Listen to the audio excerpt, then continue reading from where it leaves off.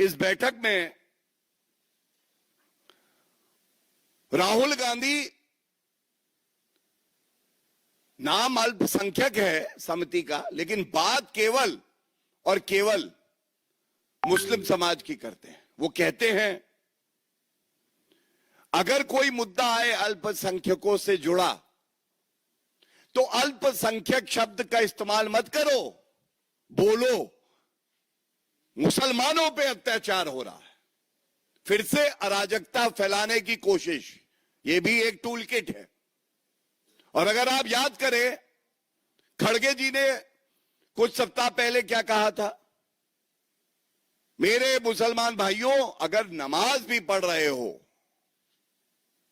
तो नमाज छोड़ो, कुरान ये कहती है, हमारी पाक कुरान क्या कहती है सुनिए, कि नमाज छोड़ो, सांप दिखे तो मारो, सांप है बीजेपी आरएसएस, इन्हें मारो। आज राहुल गांधी उसे आगे बढ़ा के कहते हैं अब अल्पसंख्यकों का जो चोला ओढ़े रहते थे वो अब नहीं है, अब सीधा मुस्लिम बोलो। ये हताशा, ये निराशा, घबराए हुए राहुल गांधी अब ये बात कह रहे हैं। और इसी पे कांग्रेसी क्या कह रहे हैं वो भी बता दूं। राशिद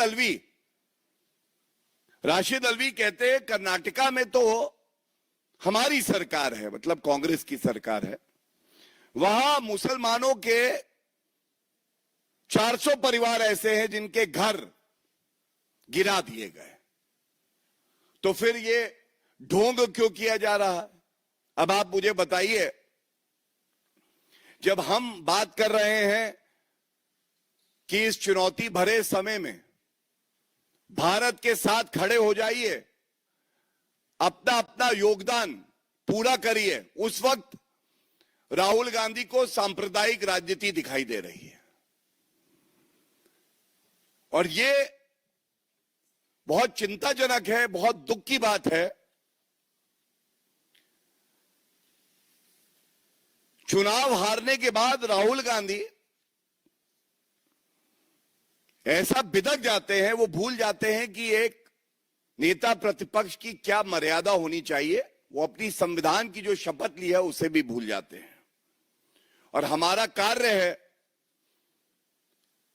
कि इन मुद्दों को हम उठाते रहें, राहुल गांधी को आईना दिखाते रहें, संविधान याद दिलाते रहें। एंड जैसा मैंने कहा, विद और विदाउट राहुल गांधी भारत आगे बढ़ेगा, मजबूती से बढ़ेगा। बहुत बहुत धन्यवाद। अगर किसी का कोई क्वेश्चन है इस इशू से रिलेटेड, देन आप पूछ लीजिए।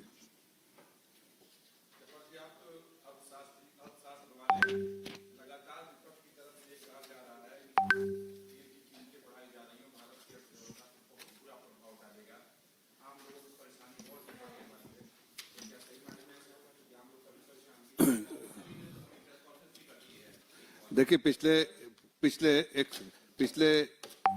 80-85 दिनों से अगर कांग्रेस की प्रेस वार्ता देखिए या उनके बड़े लीडर्स का बयान देखिए, तो उन्होंने कहा है कि हमारी फॉरेन पॉलिसी खराब है, इसलिए कि तेल के दाम बढ़ गए हैं। हम तेल यहाँ पर हमें तकलीफ होने वाली है इसलिए कि हमारी फॉरेन पॉलिसी खराब है। तो जिस कंट्री में अभी गौरव भाटिया जी ने नाम लिया, कई कंट्रीज का जहां पर तेल के दाम बढ़े हैं पिछले 85 दिन में 21% से लेके 99% तक दाम बढ़ाए गए उन कंट्रीज में, क्या उनकी फॉरेन पॉलिसी गलत थी? पहले तो ये सवाल उठाना चाहिए उनसे कि आप जिस तरह का आप स्टेटमेंट देते हैं, पहले अपनी समीक्षा कीजिए। दूसरी बात, पूरे दुनिया के परिप्रेक्ष्य में देखिए, भारत जो है आज सबसे तेज रफ्तार से इकोनॉमी चल रही है पूरे दुनिया के परिप्रेक्ष्य में।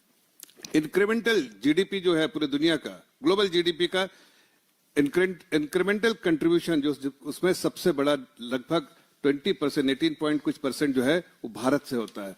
तो भारत जो है पूरे दुनिया के जो जीडीपी है उसका ग्रोथ इंजन जो है भारत है, ये बताना चाहता हूं आपको। तीसरी बात जो बड़ी अहम बात है कि पेट्रोल डीजल के दाम जो है भारत पे बढ़े हैं बहुत मार्जिनली, लेकिन जिस दुनिया के परिप्रेक्ष्य में देखें तो सब ज्यादा बढ़े हैं। और ऐसी कंट्रीज में जो स्ट्रेटेजिक रिजर्व, जिसके बारे में कांग्रेस के लोगों ने बयान किया था कि चाइना को देखिए, आप जापान को देखिए, जहां पर स्ट्रेटेजिक रिजर्व्स है। आज अभी अभी गौरव जी ने दाम बताया, उसके जो तेल के दाम बढ़े हैं वो वहां पर 47% बढ़े हैं, चाइना में, जापान में 21% बढ़े हैं, और ऐसे बहुत सारे। और आप देखिए यूएई में जहां तो भंडार है, वहां भी 86% दाम बढ़े हैं, वो डीजल के दाम बढ़े हैं।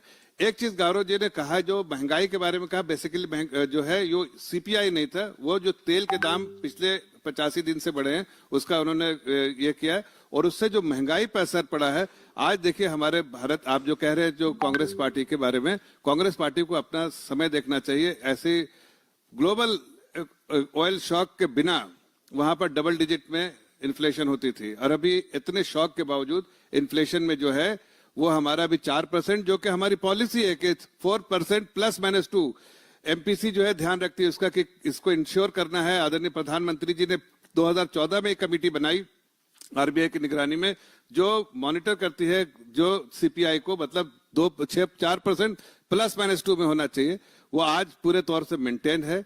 इतने प्रेशर के बावजूद भी जो है महंगाई नहीं बढ़ रही, और मुझे लगता है कांग्रेस पार्टी को अपने इतिहास देखना चाहिए कि उनके समय में डबल डिजिट इन्फ्लेशन, जितने मैक्रो इकोनॉमिक पैरामीटर्स हैं उस वक्त के उठा के देखिए, वो चरमराते मैक्रो इकोनॉमिक पैरामीटर्स और पॉलिसी पैरालिसिस थे। और आज तेज चलती हुई अर्थव्यवस्था से दुनिया को जो है सारी जो ग्लोबल इकोनॉमिक कंट्रीब्यूशन, और भारत जो है उसमें 6.5-7% का जो एक्सपेक्टेशन है वो आसानी से पूरा करेगा। इसलिए इस तरह की बातें सिर्फ मिसलीडिंग है, लोगों को गुमराह करने वाली बात है। हकीकत उनको ही पता है, और इसलिए इस तरह की बातें करते हैं, चाहे समाज को तोड़ने का या समाज में कुछ ना कुछ कहीं ना कहीं जो है नजरिया उनका गलत फैलाने का काम करते हैं।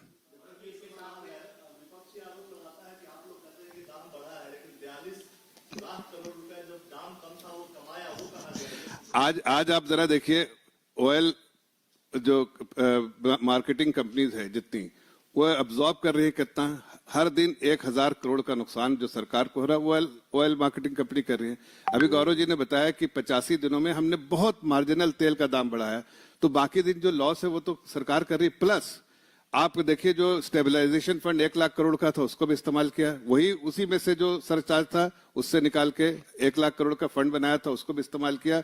तीसरी चीज जो है कि देश का जो इंफ्रास्ट्रक्चर, वर्ल्ड क्लास इंफ्रास्ट्रक्चर जो बनना था, वो इसी पैसे से देश के इंफ्रास्ट्रक्चर और वेलफेयर स्कीम, जो गरीब नागरिक है उनके हाथ को मजबूत करके मजबूत बनाना था, पकड़ के मजबूत बनाने का काम किया, और फिजिकल इंफ्रास्ट्रक्चर क्रिएट किया जो पूरे देश में, ये हमारी सरकार ने किया। जो कि कांग्रेस पार्टी ने पैसा खाया लेकिन कभी देश को मजबूत बनाने का काम नहीं किया। हमने पिछले 11 साल में 12 साल में देश को मजबूत बनाया है, देश की अर्थव्यवस्था को मजबूत बनाया, और देश के नागरिक को मजबूत बनाया। इसीलिए पॉवर्टी लाइन से 25 करोड़ लोग गरीबी रेखा से बाहर निकले हैं। मैं एक बात, सबसे पहले जो आंकड़े पेश किए गए, दोनों ऑडियो आ रहा है, जो आंकड़े पेश किए गए वो दोनों पे पेश किए गए। Overall inflation, CPI consumer price index, और दूसरा तेल की कीमतों में विश्व भर में कितनी उछाल आई है, ये दोनों पेश किए गए। लेकिन एक बात जरूर आ रही है, और हर कोई ये बात कह रहा है, ये कैसा ढोंग है राहुल गांधी और कांग्रेस पार्टी का। आप कहते हैं कि तेल की कीमत बढ़ा दी है, जब एक्साइज ड्यूटी 10 रुपए घटाई तो ये संवेदनशील सरकार नरेंद्र मोदी जी की सरकार ने हटाई। लेकिन वैट लगता है, हम सब जानते हैं, जो पेट्रोलियम प्रोडक्ट्स होते हैं। ये आंकड़ा मैं आपको दे रहा हूं, राहुल गांधी जी जहां दिखे हैं उनसे ये सवाल पूछिएगा। संविधान जेब में रख के घूमने से बुद्धि तक नहीं पहुंचता है। जीएसटी काउंसिल है, आर्टिकल 279A, पहला सवाल यह है, बहुत चिंता है आपको, सर्वसम्मति से सारे फैसले जीएसटी काउंसिल के अभी तक एक कन्वेंशन बना है, लिए जाते हैं। पेट्रोल डीजल को सहमति दीजिए और जीएसटी काउंसिल में कहिए कि हां जीएसटी में आएगा, पहली बात। दूसरी बात, वैट तेलंगाना में 35.2% पेट्रोल पे, 35.2%। केरला में 30%, ₹1 एडिशनल सेल्स टैक्स, 1% सेस और ₹2 सोशल सिक्योरिटी सेस। कर्नाटका में 29%। ये आंकड़े आप नोट कर लिए। ये वैट है। ये प्रदेश की कांग्रेस की सरकार लगाती है। कम करिए ना थोड़ा सा। राहुल गांधी जी हिम्मत दिखाइए। केंद्र सरकार ने घटाई एक्साइज ड्यूटी, आप भी घटाइए। और गुजरात में 17.7%, उत्तर प्रदेश में 19.36%, दिल्ली में 19.4% और महाराष्ट्र में 25%। सबसे ज्यादा अगर कहीं वैट है तो वो तेलंगाना में है। ये बात राहुल गांधी को अगर जानकारी नहीं है तो हमारे माध्यम से उनको जानकारी दी जा रही है। और एक आंकड़ा और दे देता हूं, जो पेट्रोल की कीमत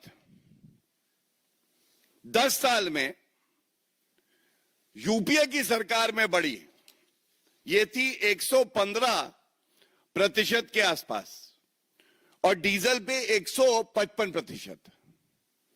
और जो 12 साल में एनडीए सरकार में बढ़ी है तो ये पेट्रोल पे करीब 40% और डीजल पे करीब 68 से 69%। अब आप मुझे बताइए 115% ज्यादा है या 40% ज्यादा है?